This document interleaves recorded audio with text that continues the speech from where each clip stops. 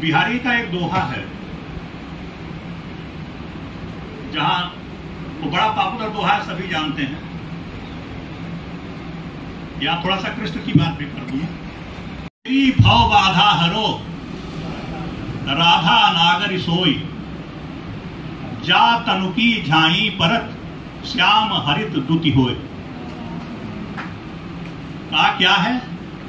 राधा कैसी है? तो आप पीत वर्णा हैं, गौरांगी हैं।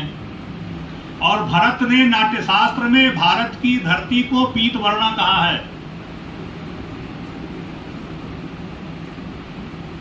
और कृष्ण कैसे हैं? मेघश्यामम वंशी विभूषित करान नवनीरदाभात, नए जलधर के समान नील हैं। तो साहब, नीला और पीला रंग जब मिलाया जाएगा, नीला और श्याम रंग जब मिलाया जाएगा तो क्या बनेगा? हरा। तो कहा कि गौरांगी राधा और श्याम वर्ण के कृष्ण, दोनों की आभा जो जब एक दूसरे पर तादात्म्य करती है तो यह पूरी वसुंधरा श्याम हरित द्युति हो, हरिताभ हो जाती है। यानी प्रकृति में सृजन हो उठता है। तो द्वैत से ही, द्वैत के कारण, द्वैत के अद्वैत से जो उत्पन्न होता है वो सृष्टि है, वो सृजन है। तो अब यहां सृजन की बात कही गई है। अब जब वर्णन करता है तो आप किस चीज का वर्णन करते हैं? जब भक्त कभी उतरता है अपने आराध्य के सामने, तो याद करिए, ये पूरी भक्ति की परंपरा द्वैपायन व्यास के श्रीमद् भागवत महापुराण से आई है।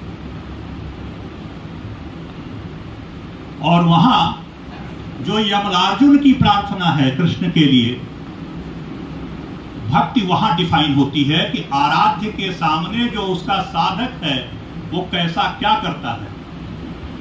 तो कहता है वाणी गुणानुकथने। कहा वाणी कैसी हमारी है प्रभु? मेरी वाणी जो है वो आपके गुणानुवाद का गायन करे, आपके चरित्र का वखान करे, चरित्र का गायन करे। रामचरितमानस आपन चरित्र कहा मैं गाई। चरित्र जो है गाया जाता है और कथा बखानी जाती है। यह अंतर है दोनों का, बखान करना और गायन में। तो कहता है वाणी गुणानुकथने श्रवणौ कथायाम, और मेरे कान जो है वो आपकी कथा सुने। हस्तौ च कर्मसु मनस्तव पादयोर्न, और जो हाथ हैं वो आपकी चरण सेवा में लगे। स्मृत्याम शिरसि तव निवास जगत प्रणामे। का हे जगत के आधार, हे श्रीनिवास, हमारी स्मृति में आप सदैव बने रहें। और दृष्टिम सताम दर्शनेस्तु भवत्तनूना, और मेरी आंख सदैव आपका दर्शन करती रहे। ये है भक्त का कार्य।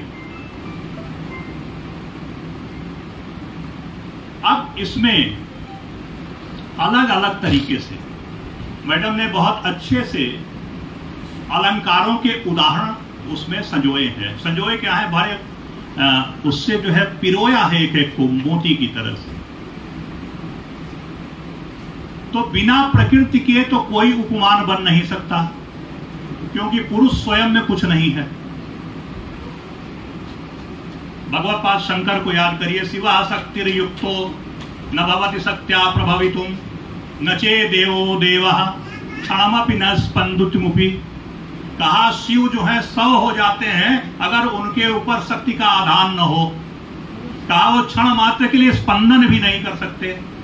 तो सारा स्वरूप परिवर्तन प्रकृति के संयोग से ही होता है।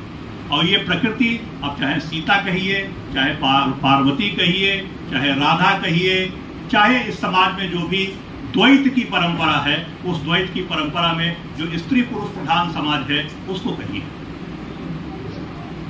तो ये पूरी तरीके से जो भक्ति की परंपरा है वो प्रकृति प्रधान। अब 3 तरीके के अलंकारों का इन्होंने, एक तो अलंकारों की बात की है इन्होंने, दूसरा बिंब विधान की बात की है, और तीसरा प्रतीक की बात की है, प्रतीकात्मकता की। तो नीचे से हम पहली बात उदाहरण